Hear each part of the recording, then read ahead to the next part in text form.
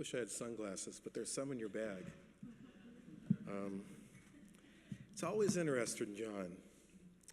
I go out to Asia once a year, and every time they call me Dr. Sanberger, and they always add the at the end, and it's quite interesting. My daughter loves hearing that, so thank you. Good friend. Thanks, John. All right, well, amazing talks. I wish we could do everybody, but this meeting is really, we're not primarily an honorific academy, and there's so many great people that come to it, and the talks this morning were incredible. So thank you for that. So a year ago I gave this when we were at the USPTO, and we've been growing continuously. We are an academy that is very much in the growth phase. We're learning. As new members come on board, it's a good time for new members because you have influence in what's going on. We're not an old boys network or old ladies network or whatever. We really are whatever the membership wants through our board of directors and the amount of volunteers that we have. So let me show you our growth. And do I do it? Because no one taught me how to do this. Do I ask for this thing?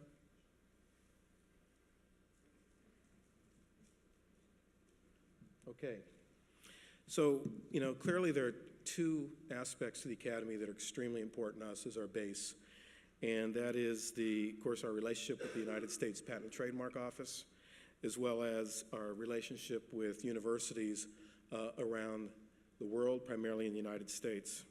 And what you can see here is we've had a continuous growth from our founding. Last year I said, let's try to have 150 universities as members. And this year we've reached 166. The board has given us kind of a thing from a board meeting yesterday to try to reach 200 next year. I think we'll be well within that. But we have a lot of universities wanting to come on board.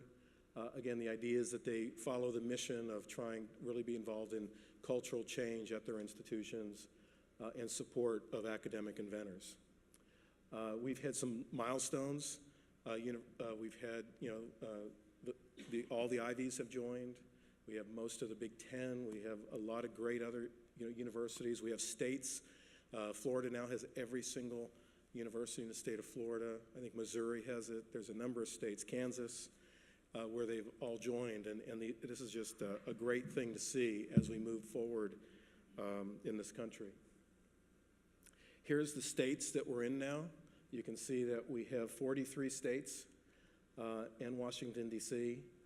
What we really want to do this year is fill up all the states. As we go for federal charter, it would be nice to have all the states filled up. And so if you know any people in those states that I'm showing you there, these are the gray ones, or you're in a gray state, because fellows don't have to be from a member institution, so if you're a fellow from a university that we don't have, please have them contact our office, or we'd be happy to talk to them and develop a relationship. These are the new member institutions that joined since this time last year, and you can see many great universities and many universities that really just blow us away when during our newsletters, when we send them out when a university joins, they put together a paragraph, and it's such a great time to learn about these institutions and across this country how much these institutions are having their faculty, staff, and students be part of the economic development of their local community and of the country. And so we're really pleased with every single institution that has joined. And this year we'll start having more international affiliates. We haven't really pushed that, but we do receive from various international affiliates requests to join. Recently, Taiwan, because Taiwan has been a big part of this, their equivalent of their National Academy of Science has joined. I will be there in a few weeks during my annual trip out there to induct the president of Academia Sinica, which is their Academy of Science. It actually was the Chinese oldest Academy of Science and moved with Chiang Kai-shek over to Taiwan. This is our board of directors. I had them stand earlier, so I won't do it again, but they have been an incredible board, and of course the board will shift with voting and things with time, but I really want to thank them. They've put so much energy into helping move this academy forward. It's been great. We have built relationships. What's interesting is this was the first year where people were coming to us without us kind of going to them as much. And so we've been developing strong relationships with a number of organizations, specifically the APLU and the AAU, and I'll talk about that a little more later. The Intellectual Property Owners Association, and it looks like we're going to have a stronger relationship with the National Inventors Hall of Fame this coming year. And of course, AAAS has been a very strong supporter of our academy, and I mentioned earlier the Lemelson Foundation. And then Autumn, the Association of University Technology Managers, there's a real close relationship there as well. So the NIA Fellows Program really is kind of our hallmark program in many ways. We're in the third year this year. It started after our first meeting when the director of the United States Patent and Trademark Office, David Kapos, at our first meeting where he inducted the academy, essentially, he said, it would be really nice to have a group of very high-level individuals at the levels of other national academies that the Department of Commerce and the United States Patent and Trademark Office could work with. And so we ended up starting the Fellows Program, pretty much modeling it after the AAAS Fellows Program because we did have a members level. And it's been great. It's just grown incredibly. I think when you look through the book, as I said earlier this morning, you'll just be amazed by the people we have. We've also included in the book in the last pages all of our fellows. So like Esther, who's a charter, and all these other ones that are in the back as well. And so that relationship with the USPTO has been a great one, and we've done continue to do a lot of things with them, and we're going to be doing more and more. But we're also seems to be having more relationships with other agencies in the federal government as well. We do teach a class in commercialization. We help teach it with the NIH and a few other agencies, and we appreciate those members that have agreed to teach those classes, their online classes, that they actually give a certificate in commercialization for members of the NIH and things. This is the selection committee for the NII, and there are a lot of people this year, and so we really appreciate the efforts that they put into. We do have representatives of our major partners. Of course, we have, the USPTO, Autumn, the APLU. This year, because we have the majority of AAU universities that have joined, we have a representation. Jessica Seebach from the AAU joined. We have just a number of great people. But what you see here also is this is the first year that about half the members were also fellows, because we have now a group of fellows. And so we really appreciate those fellows that contributed to selection of the fellows this year. This was the list of fellows that was published in the Chronicle of Higher Education, a full-page ad, and it's in your books on the fellows thing, and that's the short version, so you can see where they're from and everything. But I hope you'll read their paragraphs as they move through, and the ceremony tomorrow at Caltech Atheneum will be really, really great experience for everybody. The congressional, we really appreciate Dennis Ross this year to put into the congressional record a shout out to all of our fellows. This has been done every year. We've had a different congressman introduce it each year. We already have lined up next year's person who wants to do it. And this is just a great honor that they have agreed to do this for us. This is Margaret Faccarino, the U.S. Commissioner for Patents. She normally gives out the thing for the National Academy of Inventors. She can't do it here this weekend, or this week, so we have Andy Fail, who's the Deputy Commissioner. He's awesome, and he'll be here with us. And this year we have medals. You know, we didn't do medals the first couple of years, but the members really wanted a medal. Because we're very, well, actually what they really wanted was a solid gold medal. But we were able to at least coat them. So, anyways, this will be the first year we actually have to put medals on people. So bear with us when we go through this.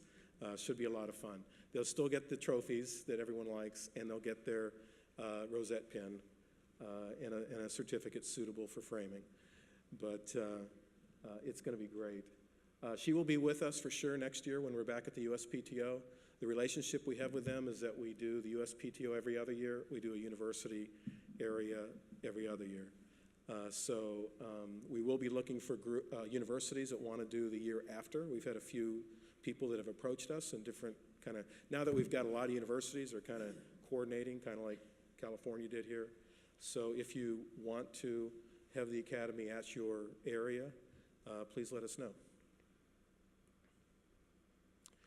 So this year we put in for congressional charter. We appreciate Congressman Ross putting it in. It was done pretty close to the start of the new Congress. We actually put it in last year, right at the end of the last Congress, in order to get people aware of it. So we have 9 folks that have already come on board, 9 Congress people to come on board. What our goal is 100. Okay, so I was walking the Hill a couple days ago and met some people, and we really think if we can get 100 that we could get this through, because it's pretty bipartisan. It's also doesn't ask for any money up front or anything, so it has no immigration related to it, no health care, no Medicare reform, so I think we'll have a good shot. What we will be doing this year is we will be reaching out to the universities, especially to reach their government affairs offices, and to ask if we can just, as one congressman told me the other day, if you can get 2 people from each of those states to do it, you'd have 100. So I think it's doable. Is Monica here? Oh, there's Monica. Stand up, Monica. Monica is our government affairs person. She is in Washington full-time. She was a legislative person for a congressman for 7 years. She knows inside and out. It's usually done not at the Congress level of the congressman. It's usually done at the legislative aides and the relationships they have. So that's where we will be working. And I think we can do it. So I encourage you all to stay part of it. What it does, of course, is it recognizes the importance of the NAI to bolster innovations, technologies, new businesses as research develops. It'll enhance our role nationally. We will, as people, what we're finding is more people want to get in more advocacy, policy, maybe do more white papers like we did on the patents for tenure and promotion. And so this will give us more relationships that we can build on if you have that interest. So it is something we will start working on right after the meeting. Our publications. This was actually, I think, from the first meeting where we always seem to have a panel of university presidents that are fellows talk about issues. I think this one was, would Edison get tenure? And so this paper resulted from that. It's gotten a lot of headway through the community. And so we were pleased that came out. We published another paper. Let me go back to this one just for a second, because I think, will I go backwards? There we go. Just to go on the bottom left here, since the paper came out, there have been a few task forces formed. The APLU, the Association of Public Land Grant Universities, has a task force on patents, licensing, commercialization for tenure and promotion. They will be coming out with a report within a couple months. I've seen a draft of it. The AAU has a similar parallel committee, and the California has an innovation council looking at the same issue. So we have helped spur. It'd be nice to think that we helped do this, but it's an area that all of us here have experienced in our universities that we'd love to see changed. And so we hope that this will continue to spur that change, that if you do inventing things, if you do translational research, you don't have to, but if you do it, you should get credit for it. And if you bring money in that's not federal grants, but it's through this, you should get credit for it. So we're pretty excited about that. There's another paper that came out.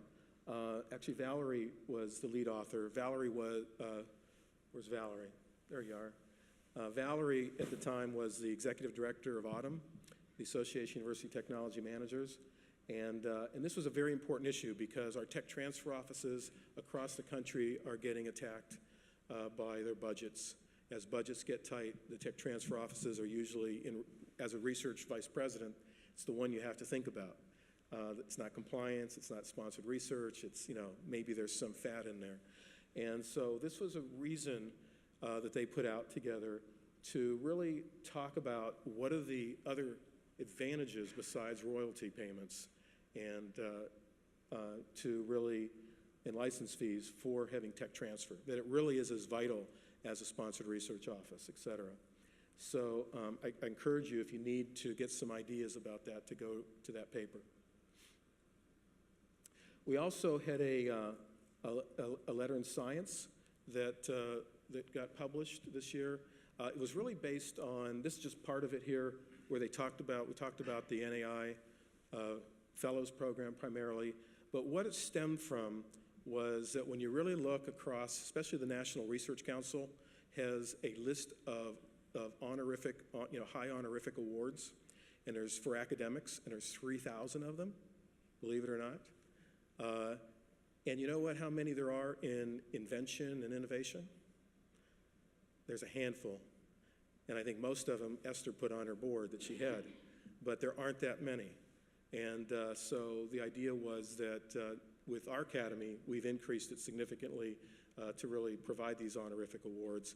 The AAAS Lemelson Invention Ambassador Award was one of them that was in the letter, and a few others that are, APLU has a Innovative and Economic Prosperity Universities designation. So there's a few new ones coming, but I think this was an important argument for why these awards are important. We also put out, you've probably seen in the last year or two, we have a relationship with the Intellectual Property Owners Association. It's a very large group and they put out the top 300 organizations for US patents, okay?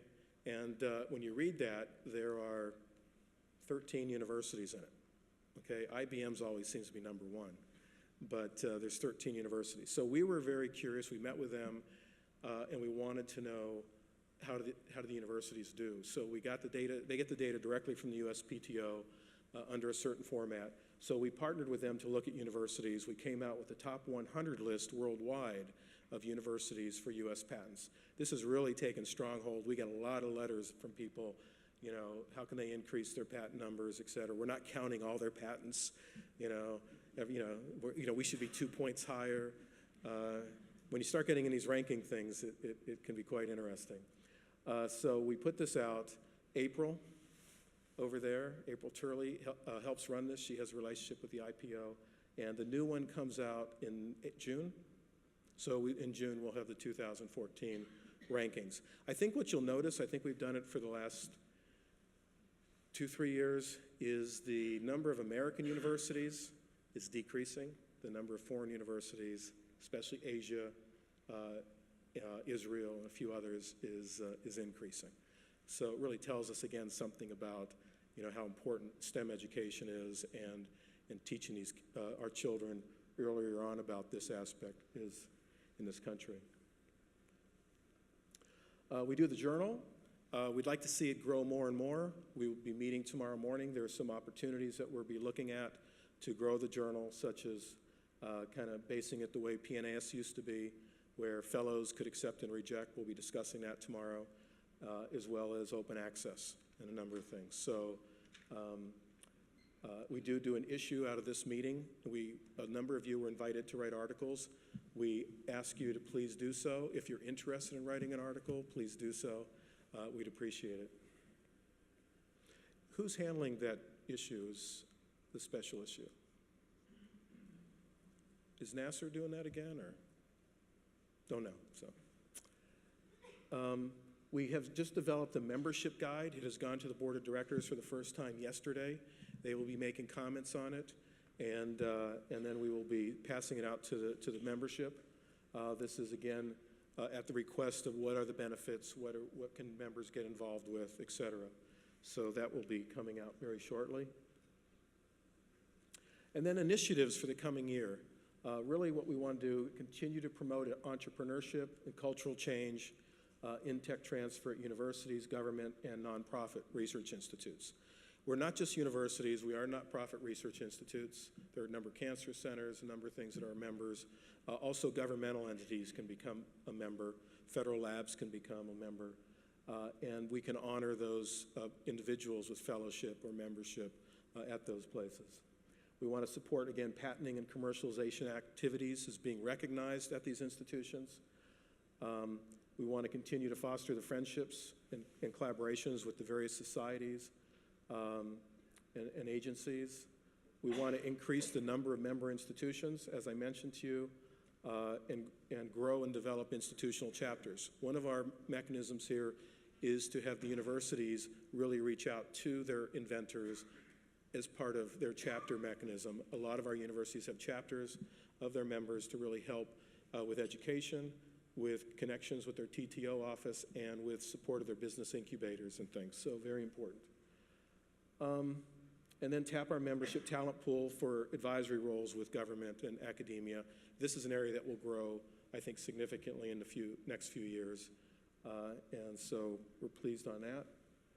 And then this is our conference. This is the poster that was there. We want to thank, of course, our sponsors in the bottom and all the rest of you that paid registration. That clearly is a sponsorship, so thank you.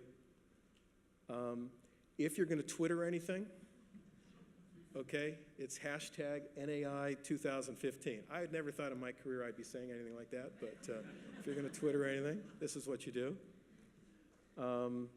And this is where the conference is next year. It will be back at the United States Patent and Trademark Office. It will be in April, though. We will have it in April, which hopefully we will miss. If it's going to be the winter like it was this year, we hopefully will miss a lot of that. It'll be April 14th and 15th. If you're going to file your taxes, you might want to do it a little earlier. And that's when it's going to be.